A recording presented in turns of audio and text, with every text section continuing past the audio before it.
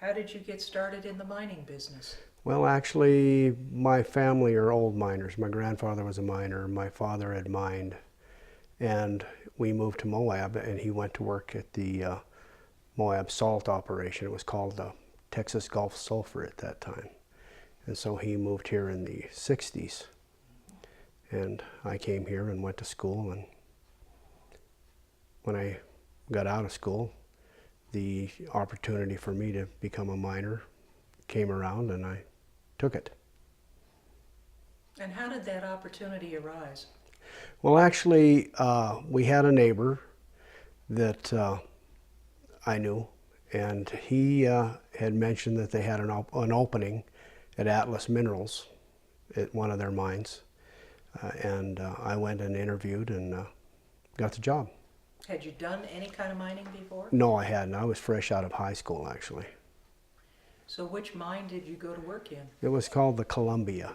It was in one of the big Indian mines in Lisbon Valley. What was your first job? My first job was a toplander. And tell me what that is. Well, a toplander, he actually cleans up the place, you know, keeps the grounds cleaned up and the supplies organized. And whenever the miners would need supplies, like roof bolts and timber and railroad track, those kind of things, he would gather those supplies, and then he would send them down the shaft. And then a guy down at the bottom, he's called the Skiptender, he would take the supplies off the skip and send them to the locations that they needed to go to. So tell me what the mechanism was to drop things down the shaft.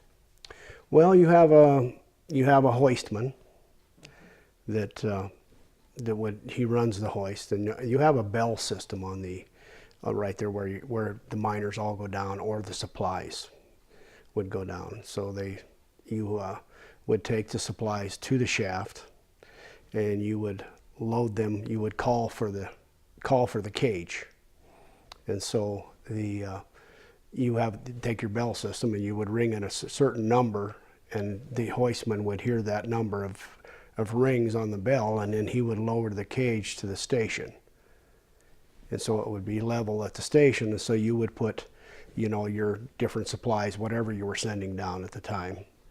And then once it was loaded, you would ring the bell a certain number again. And so he would lower them down to the lower station, the lower level. And then once the Skiptender removed all the supplies, he would release the cage with his bell rings. How many levels in this mine were there? There actually was only the one level. And then once you reach the bottom at the mine at the old Columbia, you would reach the station, and then they had railroad track that ran from one end of the mine, from the north end to the south end of the mine. And then the miners would go their different directions, whoever was working in whichever direction, and then they would haul the ore in on the little train. And then the Skiptender would send the ore out. So how did they get the ore out if it came in on the train cars? Did they Well, put actually, the train car on it was kind of a cool system they had. It was kind of pretty unique. They had the train would go down to the end of the after I left my toplander job, I ended up going down, and I became that's how you work into the mining. As you start out as a toplander, and then you work down become the Skiptender, and then the Motorman, and then you'd move on into be a miner that would do the different jobs that you would perform in the mining. But they would get the ore. They had rubber tired diesel engined equipment that they used to do their mining in the south end of the mine, and they would blast it, load it on their trucks, haul what they called buggies to a grizzly with a big containered compartment in there at an upper level, and they would dump the ore into this thing, and the ore would go into this big hopper, and the train would drive under the hopper, and then the motorman would open a chute, drive his train under there, open a chute, load that car, close it, move his train up, load that car, move it, close it, just moving it until it's full. And then when he came to the station, where the station was, they had these great big pits or running trenches that were in a certain area here. And so they had a thing that was called a camelback. So the little train cars had a wheel on the side of it, and as you went, he would drive through this station, and then the wheel would ride up onto this camelback, and it would dump the ore into that trench. And so once it was all dumped into the trench, the Skiptender, they had what the thing that they called a slusher. And he would take, and it was a cable operated mechanism that would have a pulley on one end and the motors, and he had a remote control where he would sit inside this little house that he was in, that he would be working in with these cables, and he would run the cable. The cable would come back and it would pull this ore into a chute, and he would pull it into the chute, and then when it'd get so far, and he'd have to break the rocks to get it to where it would fit into the chute, into the skip. And then once he had a certain level there, the hoistman would lower the skip to this certain level, and then he would open up an air door. The air door would open up and it would fill the bottom of this cage.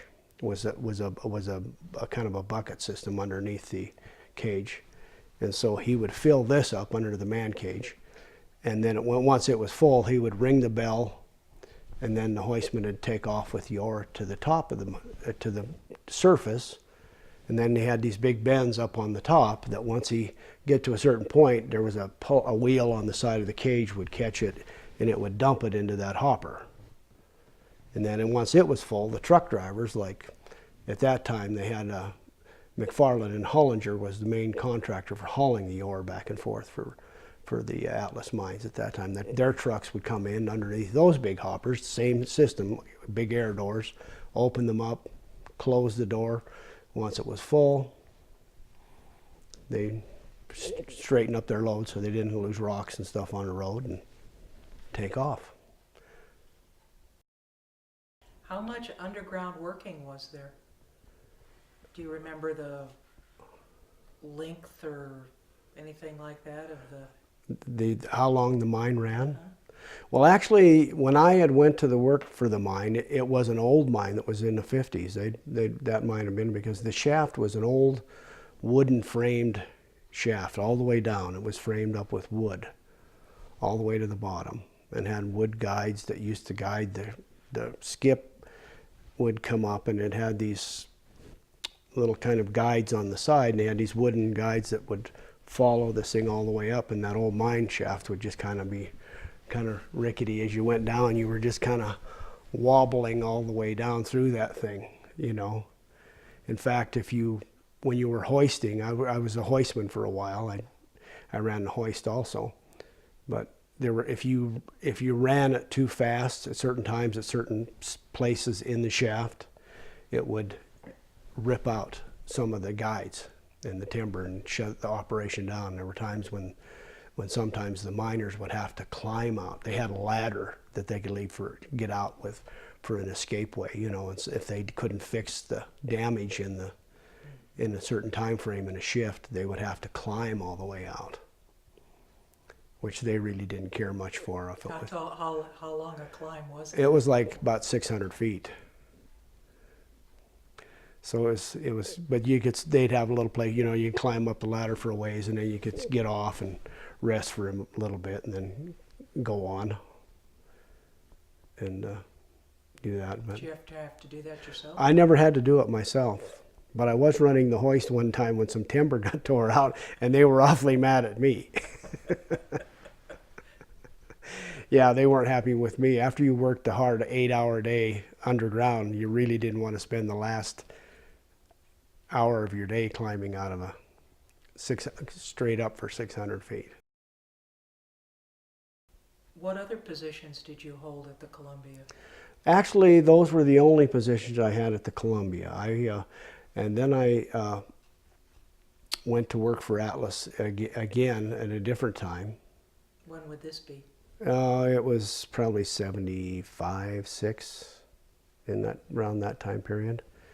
And I went to work for him in a mine called the Far West, and that's when I learned how to drill and do the blasting and drilling.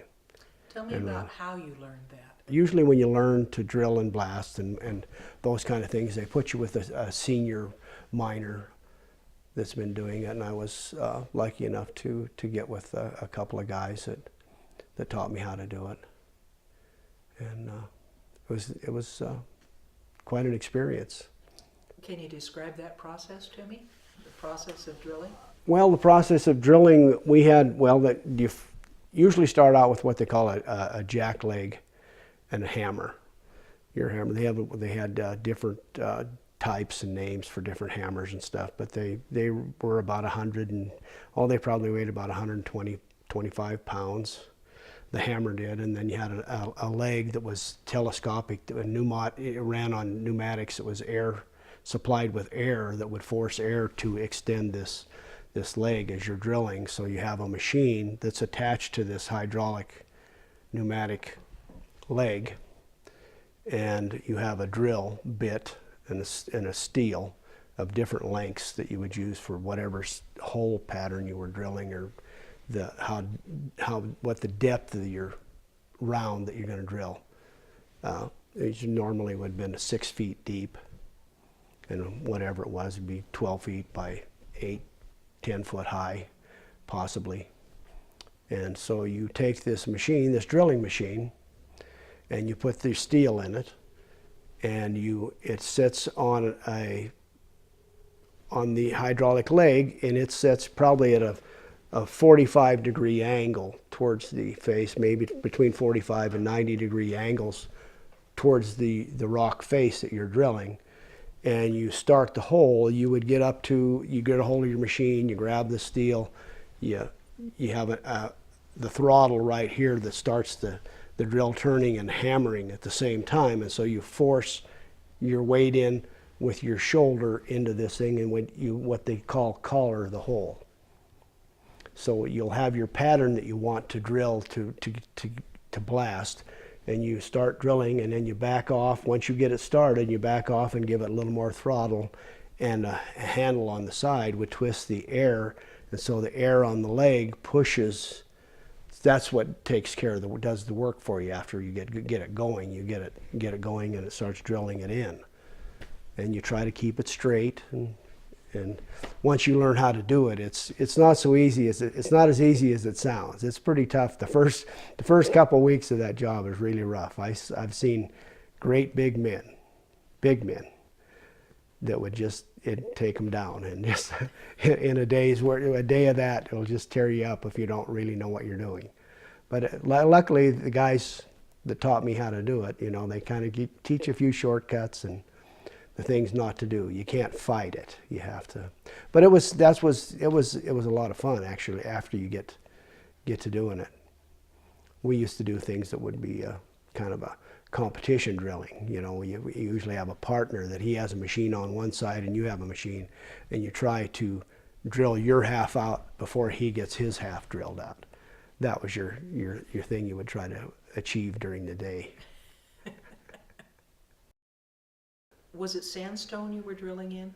Well, it was sandstone, and what they call, a lot of it was they would call it an Arcos, a real hard sandstone. And they call that what? Arcos.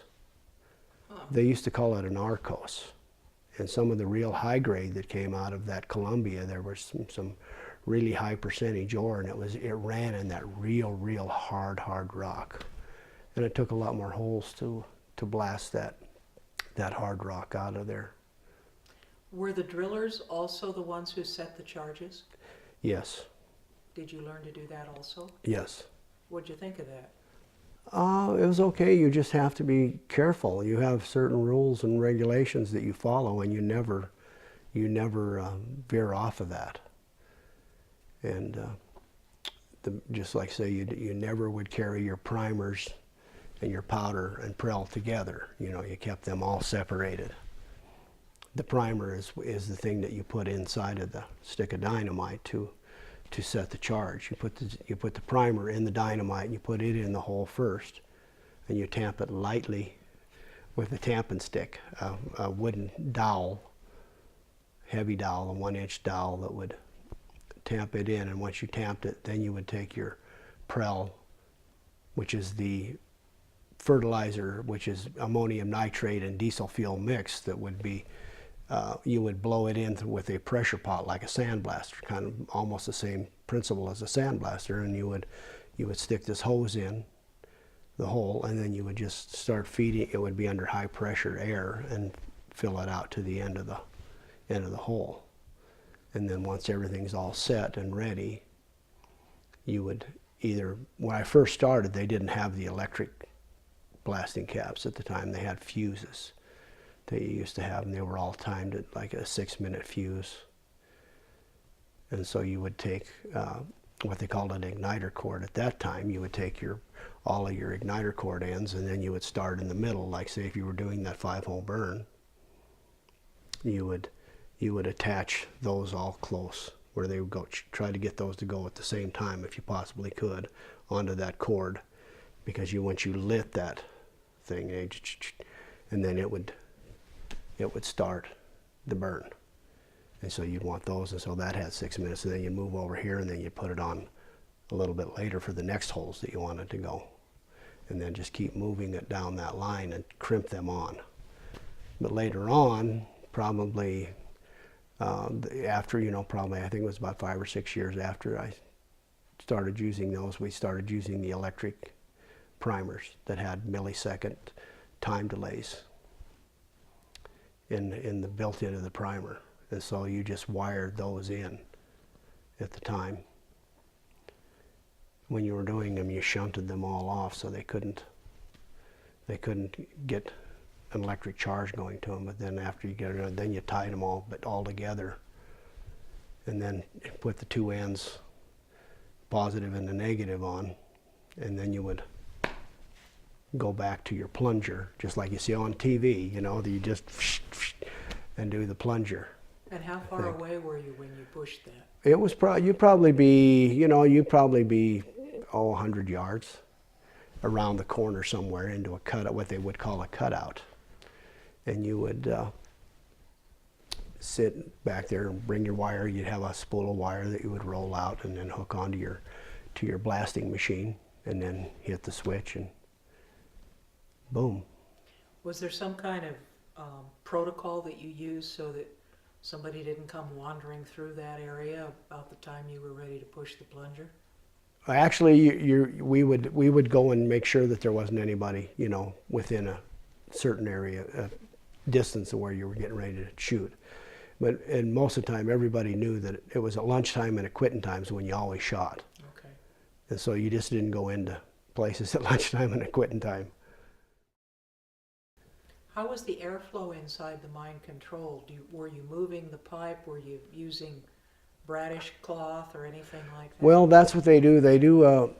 There's an art to ventilating mines, especially when they have so many different openings and things. They like say they will take bradish cloth and build bulkheads, what they call the bulkhead. I haven't even used hardly any of this terminology for so many years. It's been a long time, but they would build a bulkhead in an area that they might want to close off, or build a wooden door area someplace that you would open doors and keep the door closed and open and closed, so you always kept the air moving in the right direction.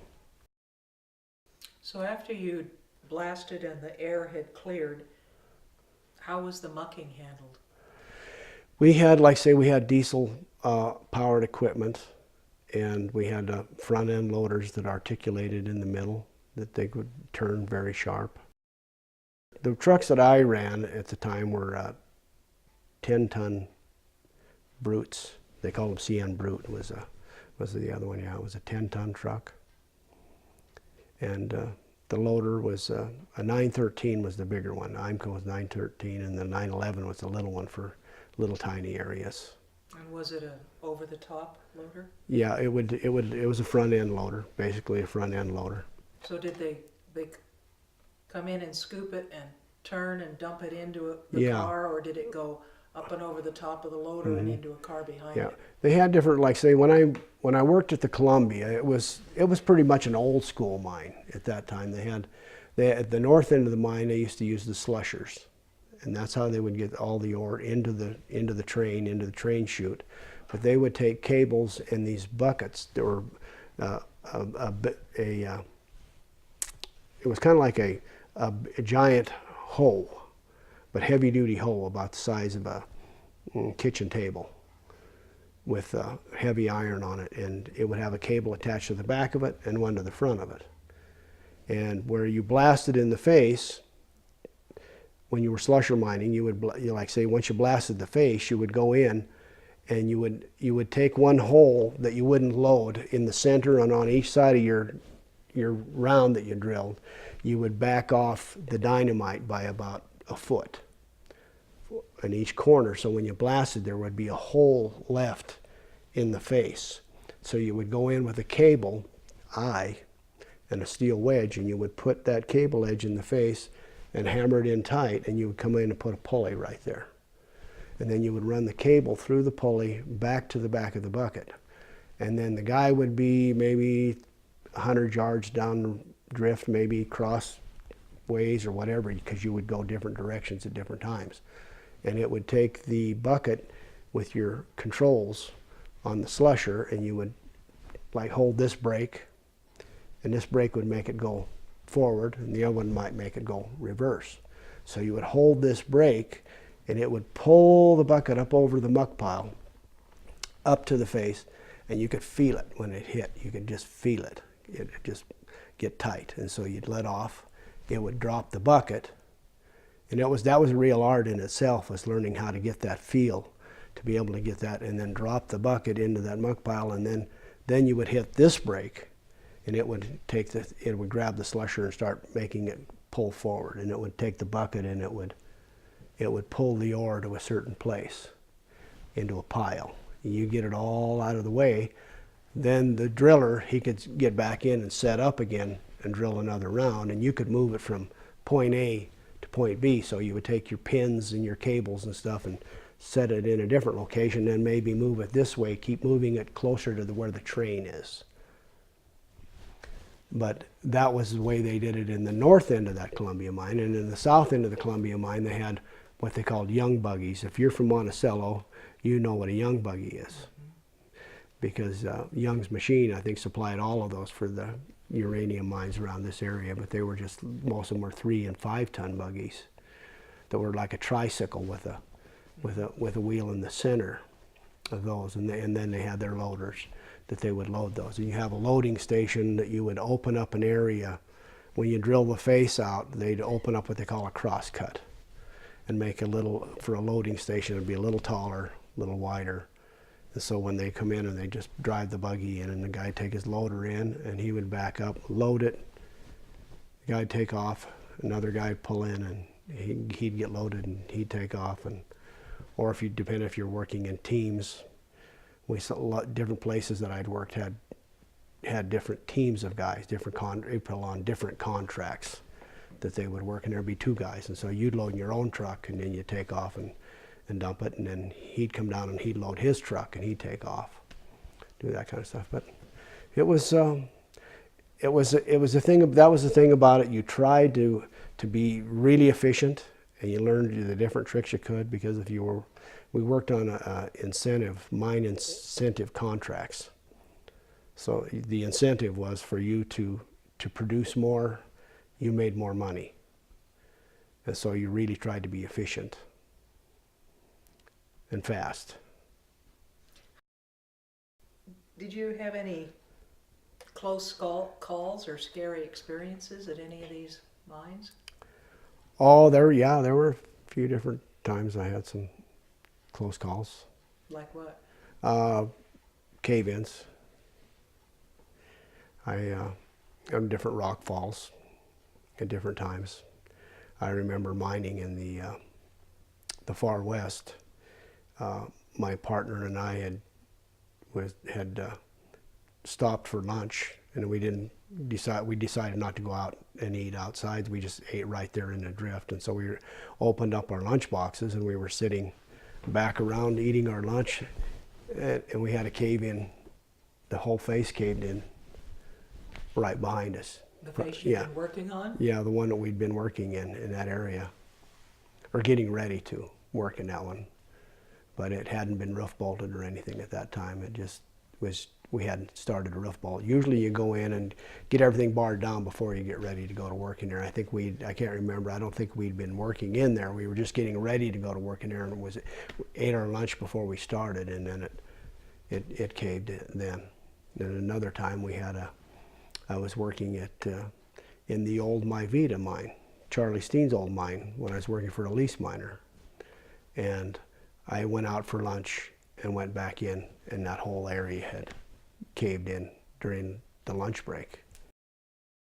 When you're underground like that, how do you know which direction to take your drift? Well, they have different processes.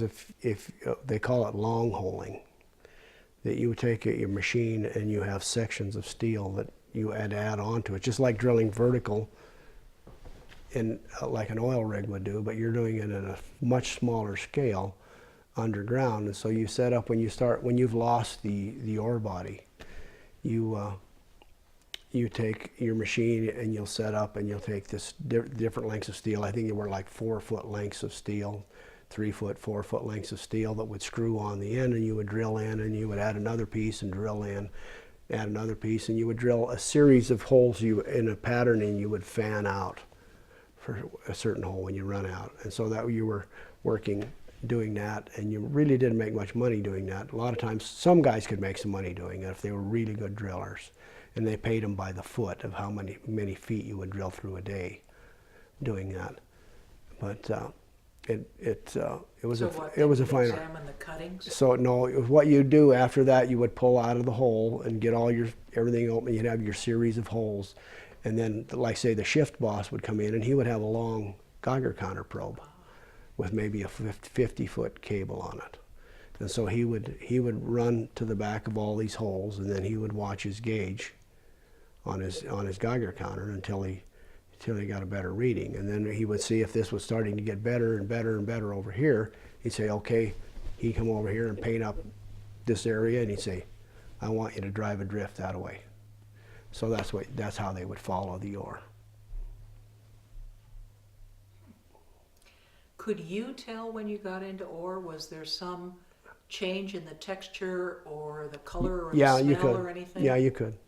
How? Most of the time when it would start being a black would come out of your hole, instead of this blue clay or sandy white clay. It would start running darker, dark black, dark brown almost. You would start knowing you were starting to get into the ore, especially the Morrison ore.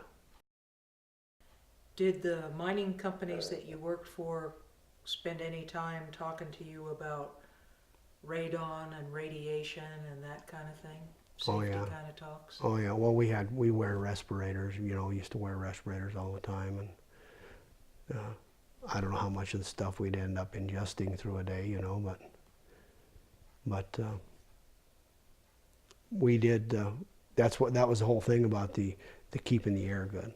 You had to keep they had a one working level of radon daughter, what they call a working level. And for the radiation, that was the maximum amount of radiation that you were allowed to be exposed in a certain area. And so they would come in and test the air. We couldn't test it. We didn't have any way of testing the air. That's why we always really tried to keep our ventilation up. It was for our own benefit to make sure we kept the vent bag, the fans, in good shape, trying to keep as good an air as we could coming in, because that was the way that you got rid of the radon daughters, was to ventilate. Mm-hmm. What did you do with the Rio Algom Mill? Where was that? The Rio Algom Mill was Lisbon Valley. It was right there where it was a big operation they had going for quite some time. They drilled 2 shafts.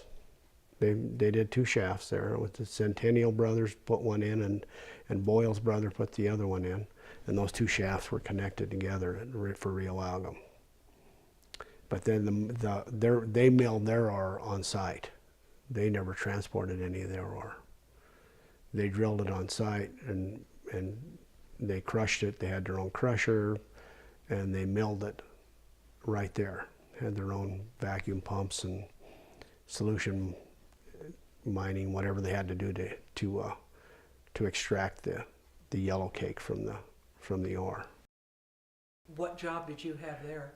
When I went to work for them, I actually had left the mining part of it, and I was an electrician for Rio Algom. I went to school and worked as an apprentice for an electrical contractor, and I went to work for Rio Algom as an electrician in their electrical department. And so I worked on the milling equipment, the electric motors basically, and changing motors, and just kept that stuff going. Whenever something went bad, you had to go in and take care of it. Were they producing a wet slurry, or was it actually yellow cake? They produced yellow cake right on site and barreled it and stored it on site. Where did they sell it, do you know? Well, at one time, they stored their ore for I don't know how many years. Before I even went to work for them, they had been still storing it because the price of uranium at that time was fairly high. And they had a contract for supposedly $7 a pound to sell all their ore for so many million pounds of ore. And they had that all drilled out at the time, and they mined all that, and they fulfilled that contract, and they didn't sell any ore for a long time, waiting for the price to come up, and then they sold it, I guess, all at once, because it did finally go away. But at one time, they had over 2 million pounds of yellow cake stored on that piece of property and on site of yellow cake. In metal barrels? In metal barrels. What was your favorite part of mining?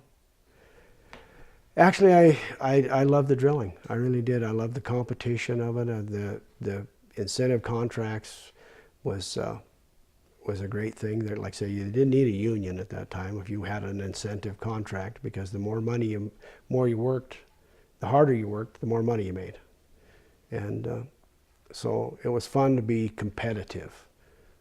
When I worked for Union Carbide, they had 12 different contracts of miners paired together, probably 25 guys, and each team had their own contract. And your goal was to be in the top 3 contracts of making the most money. And so if you tried to stay there, so it was always fun, the competition. It was just almost like being in a sporting event, you know, you try to be better. And that it was a lot of fun doing that. We had some pretty good times, a lot of laughs. To be a miner, an underground miner, you've kind of, it's the danger factor's there, and so you're always on edge. You're always at the top of your game. You know, you're always alert and going on and stuff. So there's a camaraderie that you get with different miners. I think soldiers and have kind of that same